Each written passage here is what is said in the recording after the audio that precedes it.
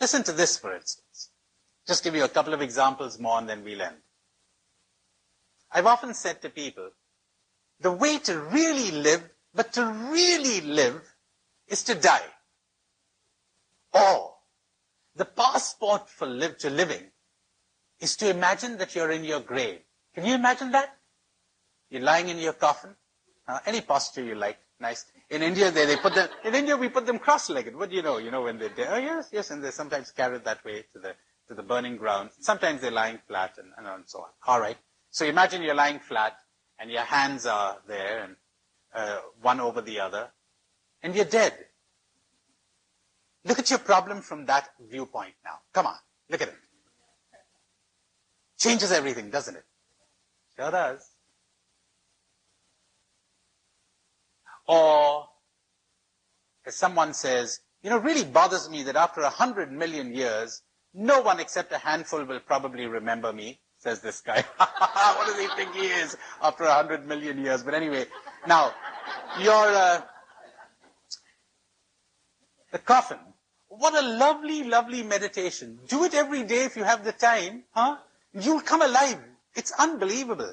I've got a meditation about that in that book of mine, Wellsprings, where you see the body decomposing, then you've got bones, then you've got dust. And every time I talk about this, I have people say, ooh, oh, what's so disgusting about it? This is reality, for heaven's sake. See, I told you don't want to see reality. Who conditioned you? You don't want to think of death. You people don't live, most of you don't live. You're just keeping the body alive. That's not life. You're not living until it doesn't matter a tinker's damn whether you live or you die. Now you live. Only when you're ready to lose your life, you live it. When you're protecting your life, you're dead. You're sitting up there in an attic, and I say to you, come on out. You say, no. I read about people going down the stairs and they slip and they break their necks. That's too dangerous. And I can't get you to cross the street because you say, do you know how many people get run over when they're crossing a street? And if I can't get you to cross a street, how could I get you to cross continents? And if I can't get you to peep out of your little narrow beliefs and convictions and take a look at another world, you're dead. You're completely dead. Life has passed you by. You sat in your little prison. You're scared. You're frightened. You're frightened you lose your God. You lose your religion. You lose your friends. You lose your health. You lose all kinds of things. Life is for the gambler. It really is. That's what Jesus was saying. You're ready to risk it. And you know when you're ready to risk it? When you found it. When you know that this thing that people call life is not really life. You found something else. When you have seen something else, and it doesn't matter whether you live or die. Everywhere I go, it seems to matter so much to keep people in a vegetable state. It's like when the body perishes, life disappears. So people frequently mistake keeping the body alive with living. It's not the same as living. Now, love the thought of death. Love it. Go back to it again and again. Think of the loveliness of that corpse, of that skeleton, of those bones crumbling, till you got a handful of dust. And from there now, look at your life. What a relief. What a relief. Most of you probably don't even know what I'm talking about. You're too frightened to think of it. Probably. But it's such a relief, when you can look back on life from that perspective.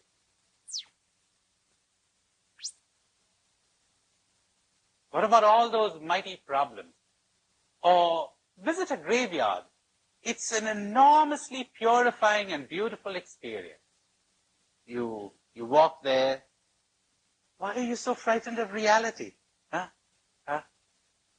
And you look at this man, and say, gee, he lived so many years ago.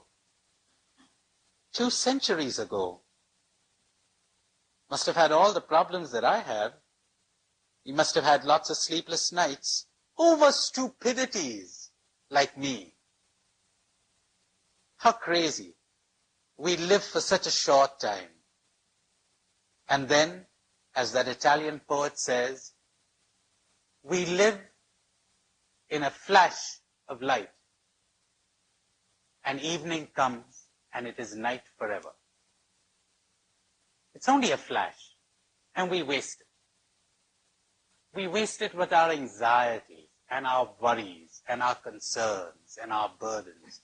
Now, if you make that meditation, you may just end up with information, or you may end up with awareness. And in that moment of awareness, you're new. At least as long as it lasts. Then you'll know the difference between information and awareness. Am I talking sense? All right, you're getting it. You're on. Very good. Or listen to this. A friend of mine, just 10 days ago in India, who's an astronomer, was giving me some of the most fundamental things in astronomy. It's mind-boggling. You know, I did not know, till he told me, that when you see the sun, you're seeing it where it was 8.5 minutes ago, not where it is now. Because it takes the ray of the sun and 8.5 minutes to get to us. So you're not seeing it where it is, it's somewhere else.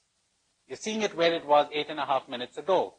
And stars, the ray of light comes from the sun in 8.5 minutes.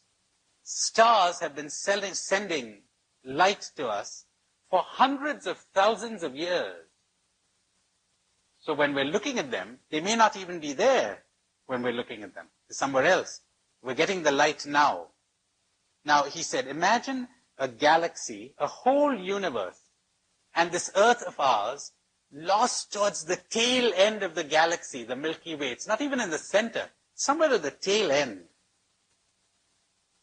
Every one of those stars is a sun. Some suns are so big that you could put the sun and the Earth and the distance between them in one of them. They've got planets, possibly, but we don't know because the planets don't send light. Possibly there's life on those planets. We have no means of knowing because there's no light coming from them. The planets are in darkness. Well, after discovering all of this about 50 years ago, they found there was yet another universe, another galaxy. You know how many universes they calculate there are, or how many galaxies they calculate there are today? A sober estimate says 100 million galaxies. And the universe as we know it is expanding at the rate of the diameter.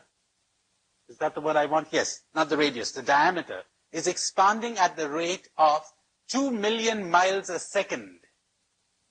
Imagine a bubble that you're blowing and the universe is expanding at the rate of 2 million miles a second. You know, I was having dinner with this guy and it was fascinating listening to all of this. And I come out of that restaurant and move into the street and look up there and I have a different feel, a different perspective. That's awareness. You could pick this up as cold facts and that's information. Or you suddenly get another perspective on life. What are we? What's this universe? What's human life? Now, when you get that feel, that's what I'm talking about when I talk of awareness. Now, as you begin to practice some of the exercises I've been giving you, you will get this feel in many things. Then you will know. Then you will know.